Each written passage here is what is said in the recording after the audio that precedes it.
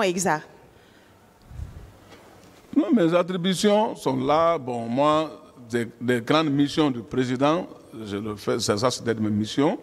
Et le contrôle général du camp, mais principalement mes éléments qui étaient là, qui étaient sur mon contrôle. Puisque, à partir du moment où le régiment est créé, le régiment était maintenant contrôlé par son commandant. Je reviens encore sur ma question, Monsieur Claude Pivy. Quel était votre rôle exact alors? Parce que l'intitulé de votre fonction, sécurité présidentielle, moi, en tant que profane de tout ce qui est action militaire, je me dis tout de suite que c'est pour protéger le chef de l'État. Bien sûr, s'il y a des commissions de l'État-major, quand ça vient, directement on envoie sur le président, il vise, ainsi de suite. Et mais ça vient sur moi, je regarde, je envoie sur le président, il vise, ainsi de suite. Ce qui concerne au niveau de la présidence. Mais au niveau du commandement, maintenant, ça c'était centralisé. D'accord. Vous avez beaucoup parlé d'éléments incontrôlés ici, dans vos déclarations. Quand est-ce que vous, au moment du règne du CNDD, vous vous êtes rendu compte que dans l'armée guinéenne, il y avait des éléments incontrôlés? Reprenez la question. Je dis, vous avez beaucoup parlé d'éléments incontrôlés depuis que vous êtes là ce matin. Quand vous avez pris le pouvoir avec le CNDD, à quel moment vous vous êtes rendu compte que notre armée était pleine d'éléments incontrôlés? Mais ça, ce n'est pas seulement la prise de pouvoir. Même avant, il y avait tout le temps certains militaires qui étaient pas sous contrôle comme ça. Donc, nous, toujours, on cherchait à les traquer pour les faire présenter devant la télévision et ainsi de suite, devant la justice militaire. Ah bon, il existait une justice militaire en 2009? Mais depuis avant, il y avait toujours la justice militaire. D'accord. Et vous, du moment où vous êtes ministre chargé de la sécurité présidentielle, qu'est-ce que vous avez fait pour démanteler ces éléments incontrôlés? Vu qu'apparemment c'était ça votre rôle.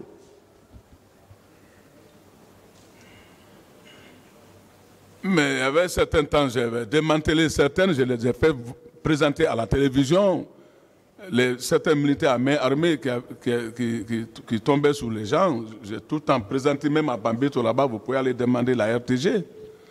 Il peut y avoir certains films là-bas. Vous avez un rapport que vous avez établi par rapport à ça? Parce que vous étiez quand même un ministre.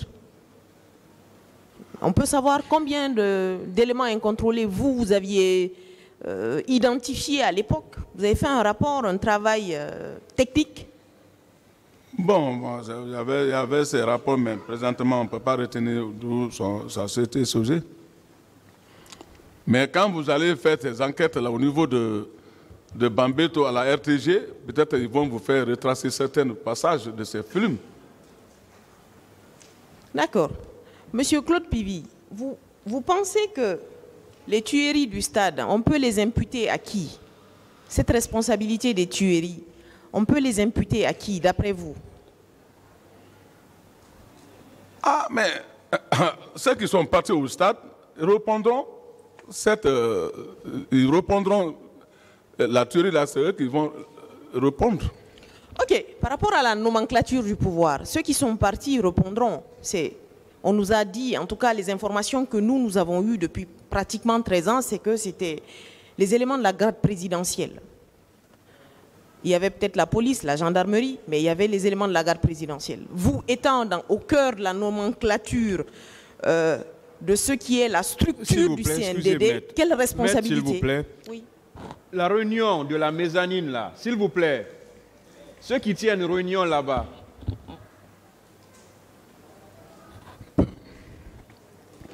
Reprenez la question. Excusez-moi, continuez, maître. Ok, Monsieur le Président. Vous avez dit à ma question tout à l'heure, vous avez répondu que ceux qui sont allés au stade sont ceux qui peuvent porter la responsabilité du massacre. je vous ai répondu tout de suite en disant que, voilà, ça me permet de mieux poser ma question. Vous étiez ministre chargé de la sécurité présidentielle. La nomenclature du pouvoir du CNDD était que on était à une phase où ce sont la garde présidentielle qui était principalement accusée du massacre au stade. Vous, en tant que ministre chargé de la sécurité présidentielle, quelle responsabilité vous avez là-dedans? Ma responsabilité, oui, c'est ce que j'avais déjà dit. J'ai dit que moi, après mes enquêtes, comme ils ont parlé de certains noms, et ceci-là relève de la garde rapprochée du président, donc je cherchais à mettre main sur eux. À travers ça, peut-être on trouvera des solutions. Oui, on trouvera des solutions. C'est vrai, on est même dans la solution là, certainement. Mais Monsieur Claude Pivy, je reviens encore à ma question. Vous êtes un maillon fort du CNDD. Ou vous étiez un maillon fort du CNDD. Vous étiez ministre chargé de la sécurité présidentielle. Il y a eu un drame le 28 septembre et les jours qui ont suivi. Les informations qui ont filtré nous disent que la garde présidentielle était au stade. Les bérets rouges ont continué leur massacre les jours qui ont suivi. Les arrestations arbitraires, les détentions arbitraires, les viols, esclavage sexuel et tout ce qui s'ensuit. Lorsqu'on prend la nomenclature du fonctionnement du CNDD, quelle est la responsabilité qui peut vous être imputable, en toute objectivité, M. Claude Pivy?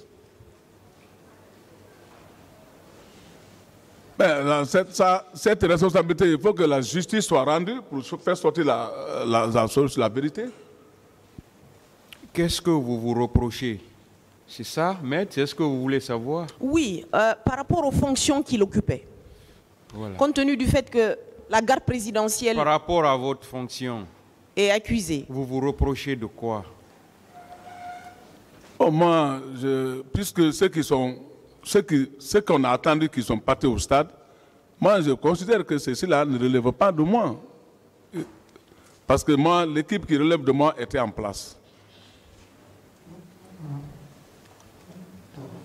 Ah bon? Maintenant, comment on fait la différence entre l'équipe qui relevait de vous et l'équipe qui est allée au stade? Comment fait-on cette différence?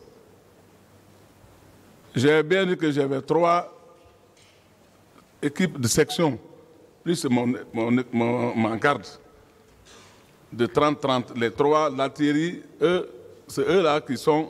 Il y a une section d'artillerie. Excusez-moi. Monsieur Pivy, vu que vous connaissez les éléments qui relevaient de vous, c'était combien d'hommes exactement? C'est ce que je viens de dire. Les éléments qui relevaient de moi, principalement sous mon contrôle, c'était une section d'artillerie, une section de bata et une section de blindés, y compris ma garde. Donc, les 4 sections-là, ceci relevait de moi. Parce que là, j'avais le contrôle sur eux et la même mise sur eux. Le régiment, je ne commandais pas le régiment. Ils étaient au nombre de combien? Ceux qui relevaient C'est une équipe de 30-30. Oui, mais 30-30, ça fait combien? 90? Non. 120? 120 éléments. Et ce jour-là, vous saviez exactement où se trouvaient ces 120 éléments, vu qu'ils relevaient de vous? Ils étaient où exactement, ces 120 éléments, le 28 septembre? Les 120 éléments sont tout le temps en place. C'est une équipe qui sort avec moi. Les éléments blindés et artillerie et le bataillon Bata, eux, ils sont toujours en place tant que le président est en place. Ceux qui sont dans la cour du président, ils sont devant la porte du président. Quand le président est prêt à sortir, il sort. Mais tant que le président n'a pas fait pas, eux, ils sont tous en place. Et quand je suis venu, je les ai contrôlés, ils sont en place. Et moi, les éléments qui sont sortis avec moi, on est rentrés en même temps. Donc ce jour-là, vous êtes allé jusqu'à Manéa, vous étiez accompagné de 120 hommes? Pas 120 hommes. En sortant, on sort, on laisse certaines personnes derrière nous et on sort avec certaines personnes. Ce n'est pas 120 personnes qui sortent avec moi. Et ces 120 hommes sont basés au camp Alpha Yaya, ou étaient basés au camp Alpha Yaya. Les 90, j'ai bien dit, disons les 90, ça sont basés devant la porte du président de la République. C'est pour ça que j'ai dit qu'il y a une section de l'artillerie, une section de blindés et une section de bata. Eux, ils sont stationnés là-bas devant le président, devant la portail du président, c'est-à-dire dans la cour. Eux, ils ne bougent pas, si ce n'est pas le président qui bouge. Et donc, eux, c'est la garde rapprochée alors? Allô? Eux, c'est la garde rapprochée alors? Ce n'est pas la garde rapprochée, ceci. Ceux-ci sont là, ça c'est la sécurité à distance et la sécurité de l'environnement de là-bas. Donc, eux, ils sont là. Et les éléments de la garde rapprochée sont différents.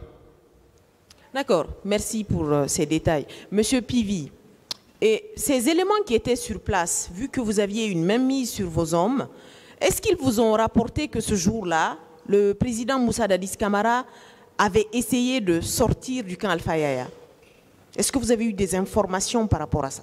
Non, que vous pourriez nous je n'ai pas eu d'informations à travers ça. Vous n'en avez pas eu? Puisque à mon retour, moi je suis venu, j'ai trouvé le président, celui. Monsieur Pivi, vous êtes quand même un homme du sérail. Vous avez une certaine expérience de la gestion du pouvoir. En votre âme et conscience, est-ce que le chef de l'État d'alors a une responsabilité dans le drame du 28 septembre? Reprenez la question. Le président de la République, M. Moussa Dadis Camara, a-t-il une responsabilité dans le drame du 28 septembre, d'après la nomenclature du pouvoir du CNDD? C'était lui le président.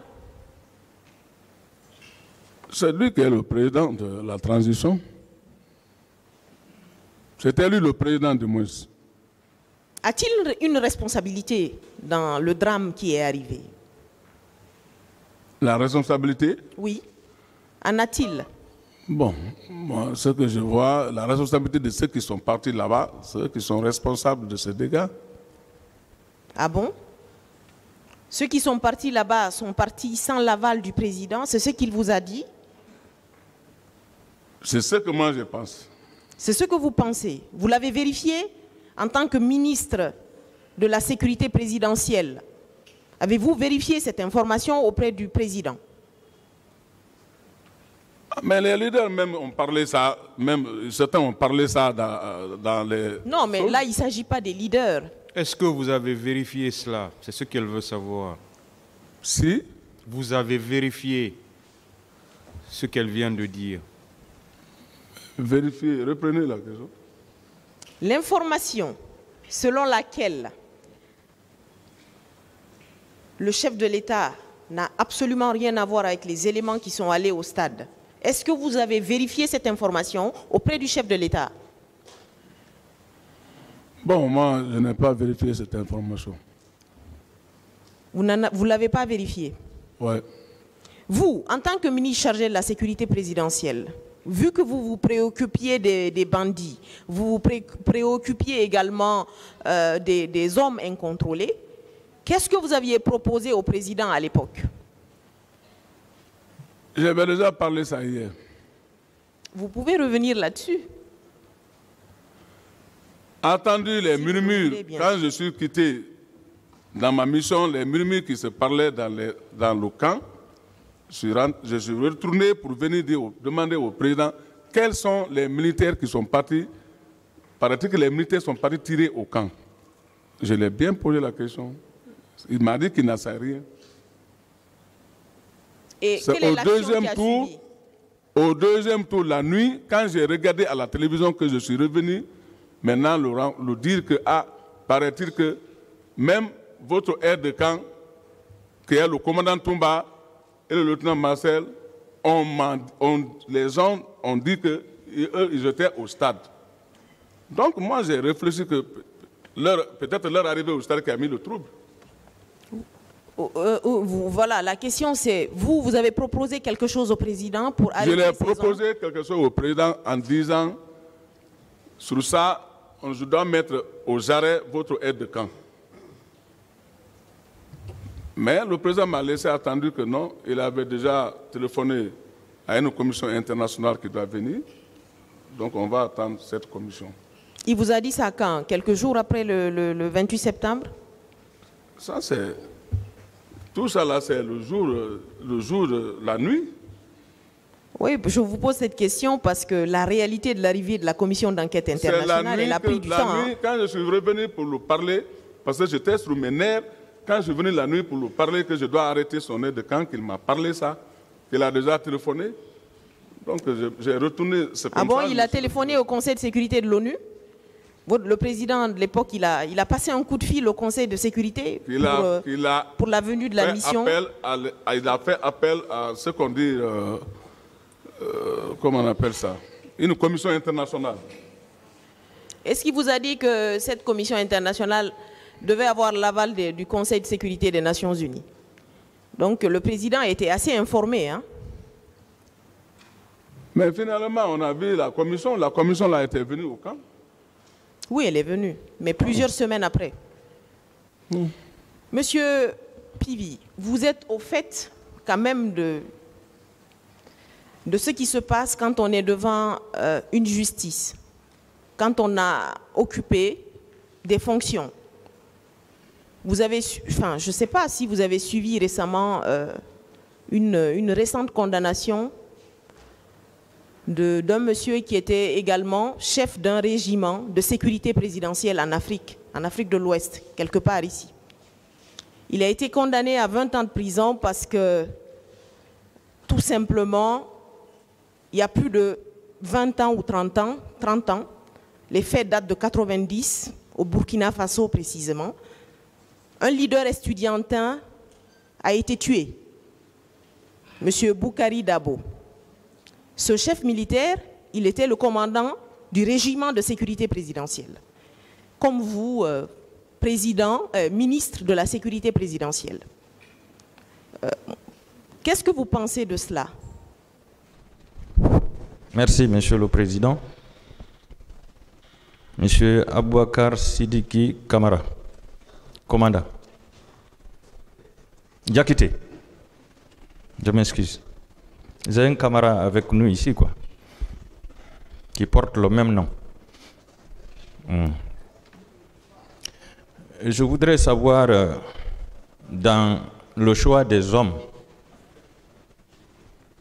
pour préparer la prise du pouvoir, quel est le critère que le capitaine Moussa Dadis Camara avait retenu pour vous choisir, vous?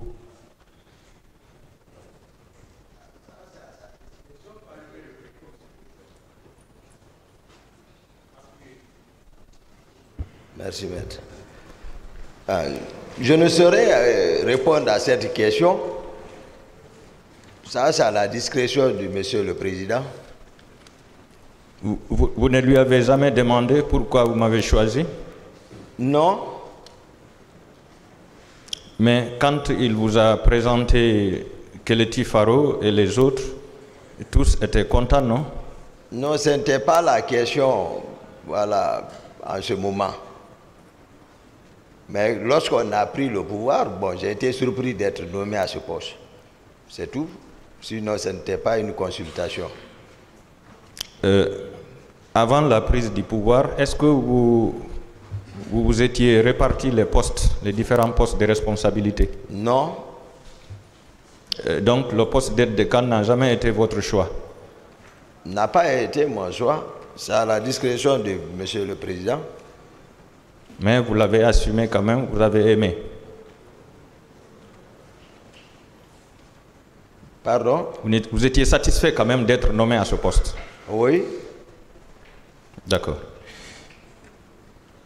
Le matin du 28 septembre, quand le capitaine a été informé de, comment dirais-je, du commencement de la manifestation, quand il vous a appelé, il vous a dit que le pouvoir est dans la rue, ils vont le regretter, il faut aller les mater.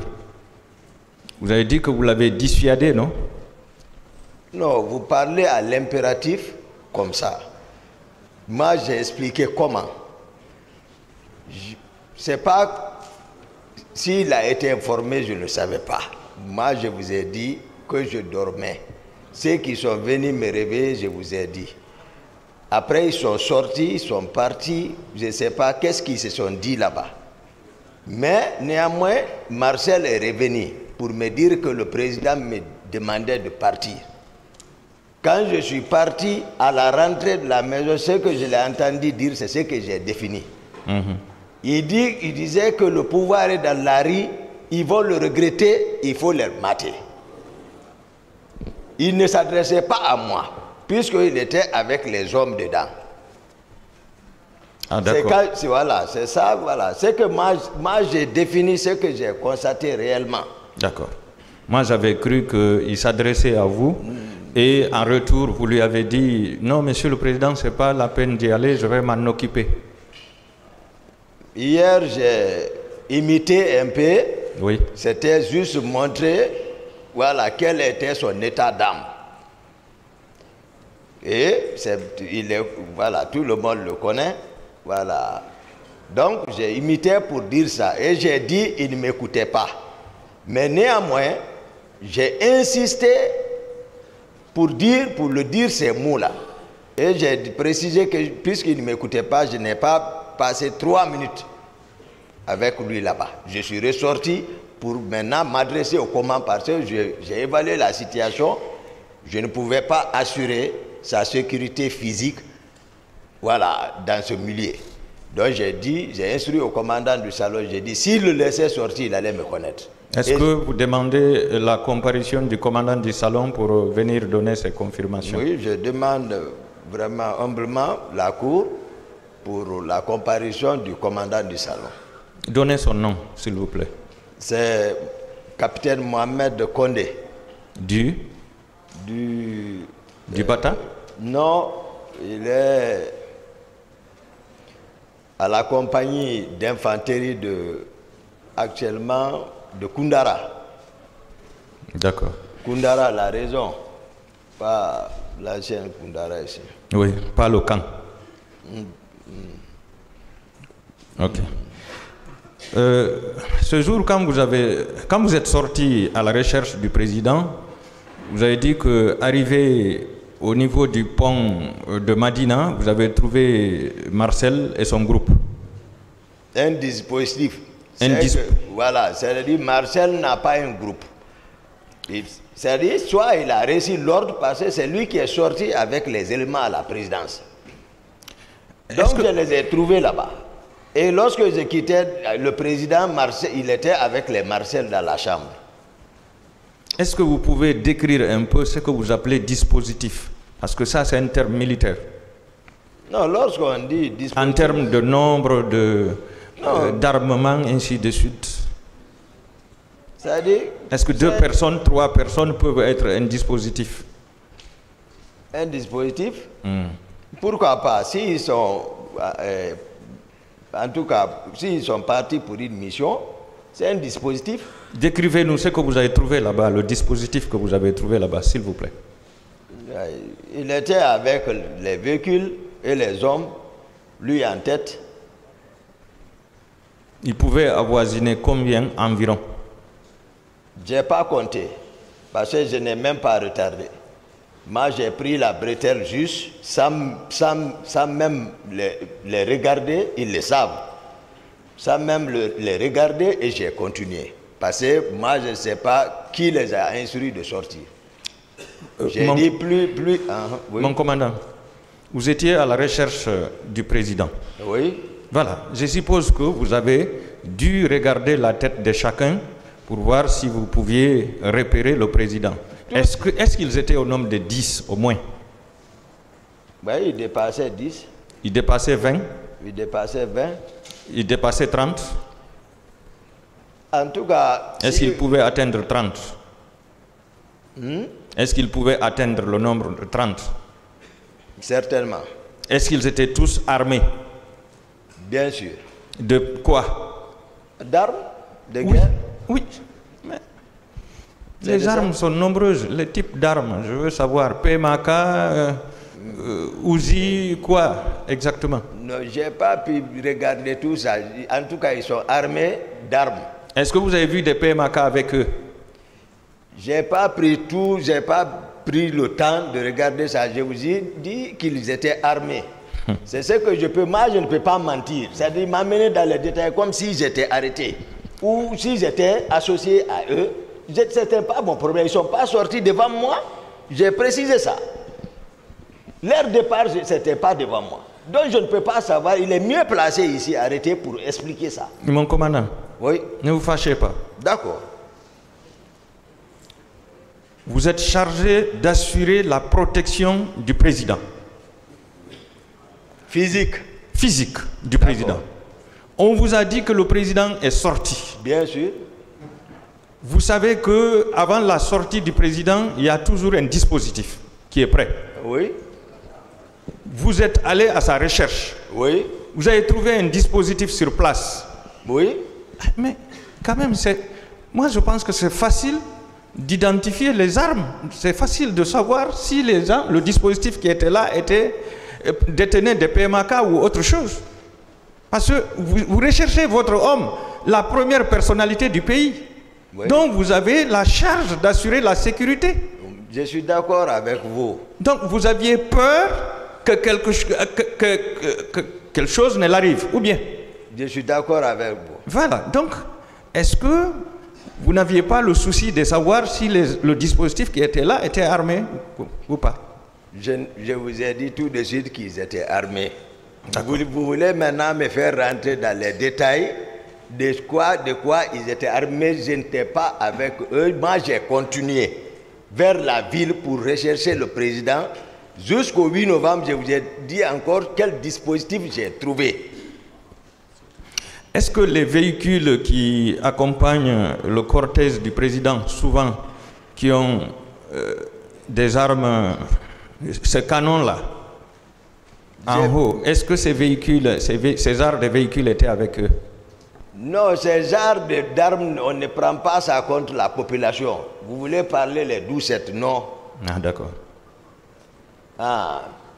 Ce n'était pas... Dès lors que voilà, après ça s'est vérifié que le président n'est pas sorti, ces armes-là ne bougent pas.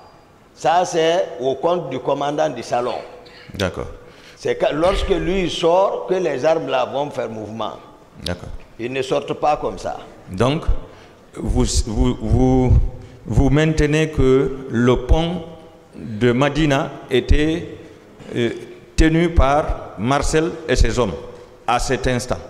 Je ne sais pas, il était là-bas. Moi, c'est le constat que j'ai fait. D'accord. Je ne sais pas si c'est tenu par lui, mais il était là-bas. C'est ce que je peux vous dire. Est-ce que vous aviez reconnu un autre responsable de l'armée là-bas?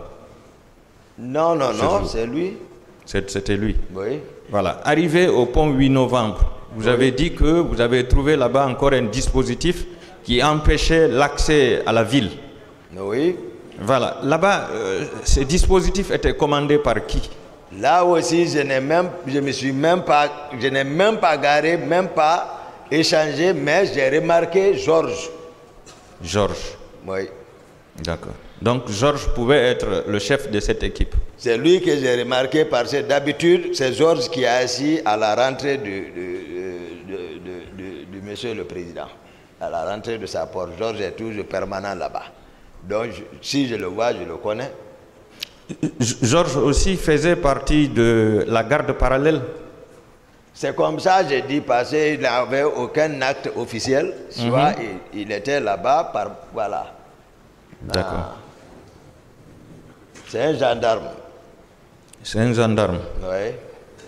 D'accord. J'ai dit, depuis dans ma chambre, c'est lui que j'ai entendu communiquer avec d'autres pour les infiltrations.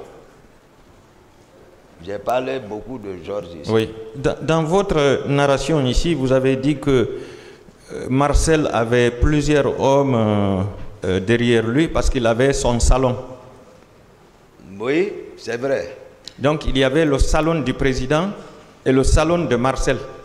Moi-même, j'avais mon salon. J'ai expliqué ça. C'est-à-dire qu'il ne faut pas qu'on complique tout, je vous ai dit. Lorsque tu es responsable, le salon veut dire les hommes qui te protègent. Voilà, qui sont avec toi. Ne confondez pas avec le président. Chez le président, il y a au moins 150 mètres qui nous séparent. Moi et Marcel, on habite dans le même bâtiment. Il occupe le deuxième, moi je suis au premier. Ça veut dire même que... alignement.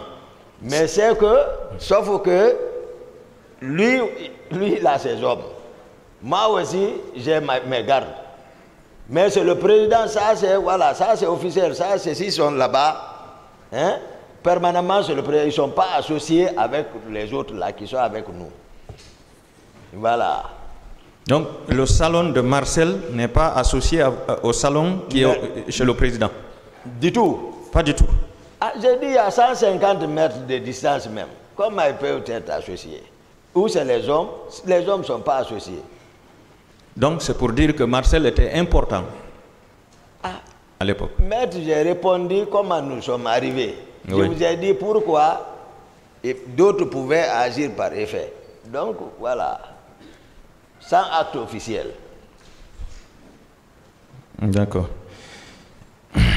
Vous avez dit de demander au ministre de la Santé et la directrice de l'hôpital de Donka sur la question des corps qui ont été envoyés au camp, non? Lorsque vous avez posé ça, c'est une démarche logique que vous n'avez pas besoin de demander. Voilà, les enquêteurs le savent. S'il y a des situations comme ça, surtout après les enquêtes des magistrats, voilà, c'est ce qui est ressorti dans les PV. Donc, quels sont les responsables à demander? Si en tout cas on veut voir la vérité. Si on veut voir la vérité, ce sont les responsables là qui sont mieux placés pour nous dire effectivement, voilà, c'est ce qui s'est passé. Est-ce que selon vous, on ne vous a pas menti en disant que le président est sorti? Non, je vous ai parlé le passé, ce qui est habituel. Je vous parle de la réalité du terrain là, au moment où vous n'étiez pas. Je vous ai dit que le protocole de sortie a été plusieurs fois violé. Moi, j'étais écarté. Je retiens ça. Voilà. Le plus souvent, c'est moi. Des fois, je sors, je le cherche, je ne le vois pas. Je vous ai dit ça. Mais ce jour, le président n'était pas sorti. Il était sorti, il a dit. Non, je veux dire qu'il n'était pas sorti du camp. Ah, si vous dites ça, d'accord. Mais dès le moment que le président, je l'ai laissé, j'ai dit ce que j'avais à dire en tant qu'aide de camp. J'ai donné les instructions. Attendez que le commandant du salon vienne ici, il va vous expliquer mieux parce qu'il était sur le terrain. Qu'est-ce qui s'est passé? Ils ont bataillé pour le retenir après lui. C'était contre son gré, il est resté. C'est ça qui est important. Donc, dès lors que... Moi, je pense qu'en matière criminelle, quand même, hein, il y a l'aspect moral qui compte d'abord beaucoup. Légal et matériel. Oui. Donc, alors, je vous ai dit déjà que, voilà, comment il était. Je vous ai défini son état d'âme. Si vous ne voulez pas vous laisser ça, chercher autre chose, enseignement, parce que c'est ce qui définit. Hein? L'homme, voilà, est défini. J'ai compris, voilà, mon commandant, j'ai compris. L'expression directe de la pensée. J'ai compris. Je voudrais savoir votre façon de porter le béret. Est-ce que c'est vous seul qui faisiez ça ou bien vous aviez trouvé des amis ou parmi vos collaborateurs ou les hommes du salon, des gens qui portaient de la même façon que vous pour être confondus à vous? C'est important. Mais répondez. Ou bien vous n'avez pas compris? Je n'ai pas compris. Vous n'avez pas compris. Vous savez, vous avez une façon de porter votre béret rouge qui est différente de tous les autres bérets rouges. Est-ce que dans votre groupe ou dans le groupe de Marcel, certains ne vous imitaient pas pour se confondre à vous? Si, en tout cas, la question a quelque chose à voir avec la procédure, le sujet, je pense que ça n'a rien à voir dans ça, maître. Vous allez beaucoup m'excuser pour ça. Est-ce que vous n'avez jamais remarqué un élément porter le béret de la même façon que vous? Mais ça n'a rien à voir avec ça là. Si, la question est importante. Ah bon? Oui. Elle est très importante pour moi. En tout cas, moi, je ne sais pas, je n'ai pas remarqué, c'est ça? Voilà. C'est simple. Merci, merci. Vous n'avez pas remarqué. Oui. Vous avez dit que M. C.C. Raphaël, à votre avis, ne devrait pas être au stade, non? C'est pas il ne devrait pas. Et ça, c'est pas bien dit ça. Ok. Voilà, j'ai expliqué ce. Corrigez-moi. Voilà, il ne devrait pas. Non, non, non. C'est qu'il n'était pas. Il n'était pas. Voilà, je vous ai expliqué pourquoi. Depuis à l'abbé, je vous ai dit que sa femme était en état de famille. Voilà. Vous avez dit qu'il est là. S'il est là, c'est par rapport à Koundara. Oui, c'est comme ça. J'ai passé. Expliquez-nous ça. Voilà, je disais, parce que lorsqu'on est rentré le 27 matin, il est venu me voir. J'ai pris l'argent pour le remettre. J'ai dit, va t'occuper de ça. Donc c'est comme ça, lui il est parti. Et j'ai précisé, c'est difficile que je me déplace sans Cécé. Cécé, je savais que Cécé était là pour juste m'enquêter auprès de moi. C'est lui qui détient les clés de mon bureau, mes téléphones, tout. Mais je faisais comme si je ne le voyais pas. Il jouait ce rôle-là auprès de moi. C'est pour vous dire, moi-même, je n'avais pas le contrôle des hommes qui étaient avec moi, oui, qui dormaient chez moi. Parce que le commandant de mon salon également, c'est Janos Dessin, je vous ai dit, ils l'ont tué. Pour cause, ils le savent. C'est un de leurs. Pourquoi? Donc, moi, tout ce qui m'entourait, c'était juste pour... Moi, je savais tout. Donc, ce n'était pas ce jour, voilà, il était en famille. C'est ce que je voulais dire. Oui, mais si vous dites, qu'est-ce qu'il a fait à Koundara pour se retrouver dans ça? Qu'est-ce qu'il a fait? Il leur reproché qu'il était... Je vous ai dit, nous étions 6, souvent, y compris moi. C'est ceux qui avaient mes téléphones. Il était à côté. Il le reproche de quoi? Ils disent qu'il est resté indifférent en tant que forestier et Toumba agit comme ça, il n'a rien fait. C'est tout. C'est à cause de ça qu'il est là? Je vous dis, c'est à cause de ça. C'est pas à cause des tortures qui ont été perpétrées dans Koundara par le groupe de Begré? Ça ne relève pas de là-bas. Begré, ça part. Ça, c'est... Voilà. Ça, c'est... Voilà. Begré, ça part. Nous, on ne relève pas de Koundara. Nous sommes à la présidence. C'est de mon salon. C'est différent de Koundara. Fais. Si vous êtes en train de dire la vérité, mon commandant, oui, est-ce que le fait de vous dire que le président est sorti, vous êtes sorti à sa recherche pour vous retrouver au stade, et le fait de revenir au camp avec Marcel et son groupe, est-ce que ce n'était pas un piège contre vous? Et vous êtes tombé dedans? Moi, tout, ce n'est pas l'affaire de pièges. Ça a été une coïncidence. Ce n'est pas l'affaire de pièges. Pour dire qu'ils vont me piéger. Non.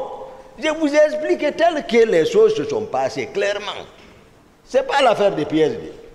C'est à partir de l'état-major de la gendarmerie, lorsque maintenant les gendarmes se sont interposés contre lui pour faire monter les leaders, j'ai pris la route pour le retour. C'est là maintenant ils m'ont suivi. Ce n'est pas l'affaire de Pierre. Vous savez pourquoi je le dis? Non. Au stade, vous êtes rentrés ensemble avec Marcel et son groupe.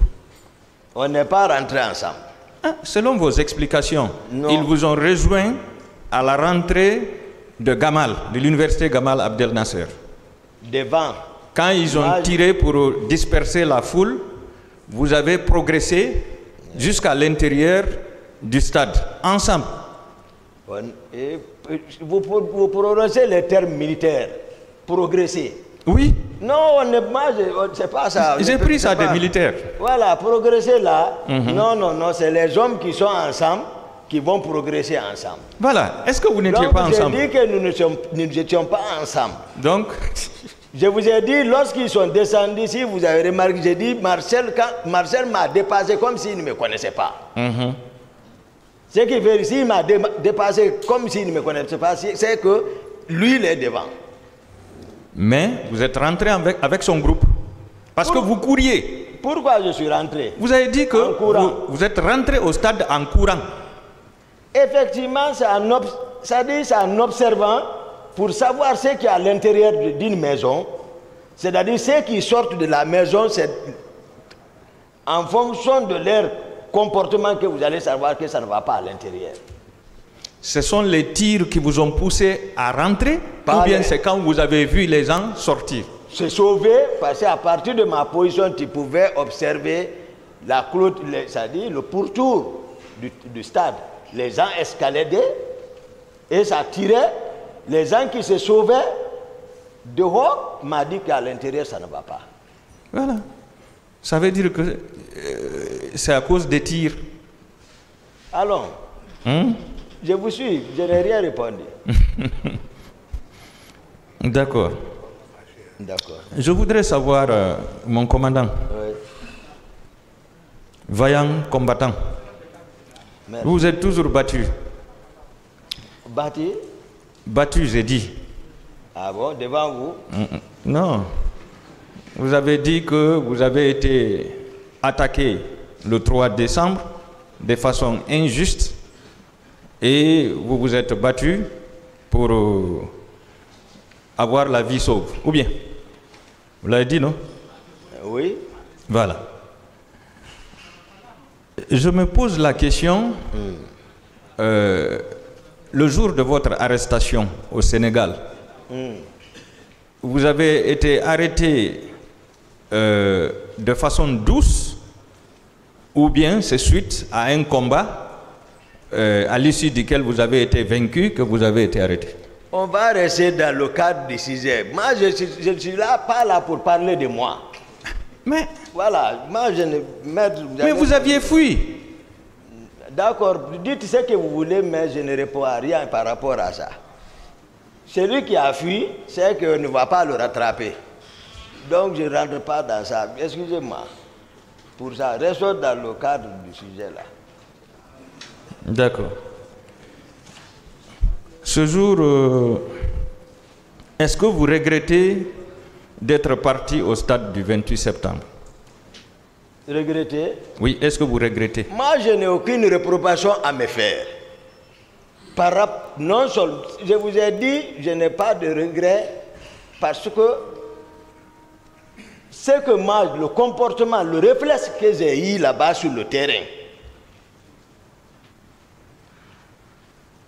même hier, vous m'avez posé la question. Ah, c'est pourquoi c'est seulement les leaders là que vous avez sauvés, parmi des milliers de personnes. Ceux qui étaient dehors, supposons qu'eux, ils ont réussi à s'en sortir. C'est ceux qui étaient à l'intérieur, c'est ceux qui avaient des problèmes. C'est pour cela que je suis rentré directement, aller les appeler vers moi. C'est passé comme ça. Il n'y a pas de... Je n'ai rien ajouté ici, modifié. C'est comme ça, ça s'est passé. Ils sont venus et ils savent. Certainement, ils vont venir. Ou d'autres ont des déclarations ici. Donc, je ne pouvais pas sauver tout ceci. Je n'ai pu sauver, voilà. Merci, maître. Je vous remercie pour votre contribution. Merci. Pour éclairer le peuple de Guinée. Je vous remercie, Monsieur le Président. Merci, maître.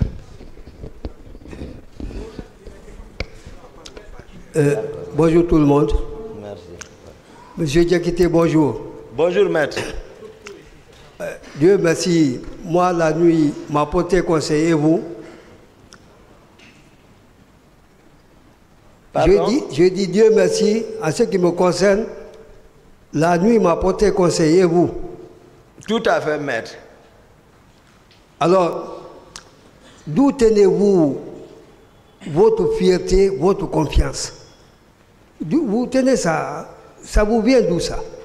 De mon éducation. C'est-à-dire? Familiale. C'est ce qui vous rend fier? Oui. D'accord. Vous avez dit que M. Foromo est le féticheur du président Dadis. Oui, tout le monde le connaît. M. Foromo, il est qui pour vous? Non, je ne connais pas M. Foromo. On ne s'est pas connu, c'est le président qui l'a fait venir de Zérekouré, je crois bien. Moi, je ne l'ai pas connu. Vous ne l'avez pas connu ou bien vous ne l'avez pas bien connu? Non, je ne l'ai pas connu auparavant, avant ce jour, avant notre rencontre. Oui. Voilà, pour ce pacte-là. Je ne le connaissais pas. À l'époque, j'étais médecin-chef de l'école de la gendarmerie de Chonfonia. Lorsque, voilà, cela est arrivé. Pourquoi c'est M. Foromo que vous avez choisi pour vous accompagner au stade? Est-ce qu'il n'était pas vos féticheurs, vous-même?